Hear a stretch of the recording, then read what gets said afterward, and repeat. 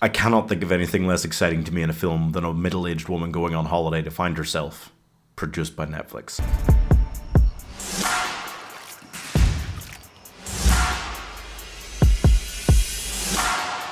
Careful there. But we love Laura Dern, and Liam Hemsworth, less than his brothers, is also here. So let's give it a go. There's this writer, she arrives in Morocco for a writer's retreat, but she doesn't want to take part in any of the group activities or see anybody. Fair, I get that. And then this girl arrives, and she's brought her boyfriend on the trip. We don't know why she did that.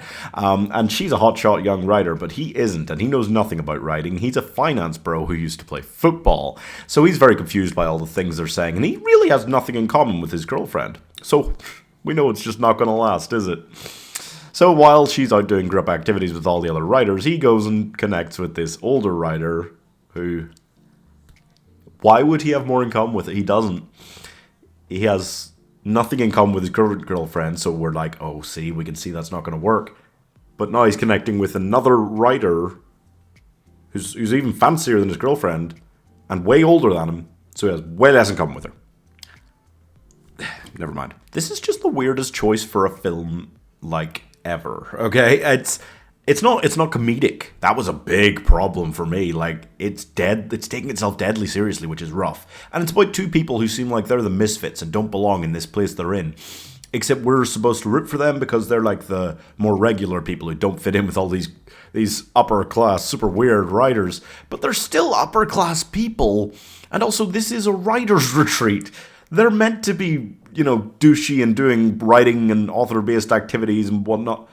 So why are you picking on them, making them seem like the bad guys? The funniest part about this, not at all even a little bit funny film, is that Liam Hemsworth is this beautiful creature. He's chiseled. He's this former high school quarterback. He's a finance bro with loads of money, about to become rich on this big deal. He's meant to be the relatable person going, God, I don't get what all these weird writer folks are talking about.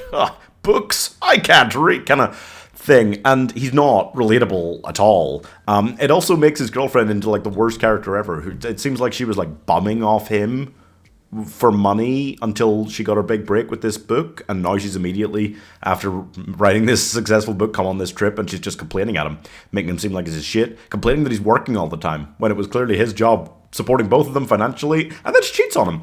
It has to make her seem like the worst person ever, to make it seem like it's okay that he's been eye-fucking Laura Dern since she got here. The best, worst thing about this by far is that he is this former high school quarterback who can only say something meaningful or deep by using an actual football analogy. And then she is this big fancy writer who doesn't care about football, has no idea about what this guy's talking about any of the time, does not care. But she writes a book with the title of which is like, uses the football analogy he made. So they're perfect for each other. It could literally be called like a touchdown romance. Except that I think that's already taken. Isn't Hallmark literally doing something like that this year? Like, it's not all about football or anything. He brings that up a lot for someone who doesn't even play anymore. And it's incredibly safe, toned down, PG level porn for menopause-aged women. Except I can't imagine anybody being able to take it as seriously as the film takes itself. The best way to describe it is that it should have been one of those films that Cameron Diaz in The Holiday was like making a trailer for. And it's like a joke, like that wouldn't exist kind of thing. Except it exists. It also, the whole crux of like what he's doing during the film is like he's making all these work calls trying to save this guy's job from his like evil finance bro friends who are trying to like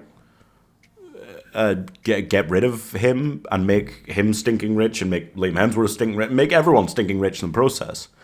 The film, you don't get to act like making and earning money is a bad thing when you only exist as a vehicle to get some privileged actors a free trip to Morocco. Okay? So it's not a winner. No. Netflix has made some really good films lately, actually, but this is back to their usual swing and miss and hit yourself in the face kind of level. It's pretty rough. Doesn't even address the fact that he like quit his job. At the end, he does, and then it's like, what is he going to do next? We don't care. Nobody cares. So I'm giving, the title sounds like a David Attenborough documentary, 1.5 stars. Gonna love a good relatable movie about rich white people going on a free, all expenses paid holiday, trying to solve the problems of other rich white people who, let's face it, don't really have any problems. No. That is what the film is, yeah.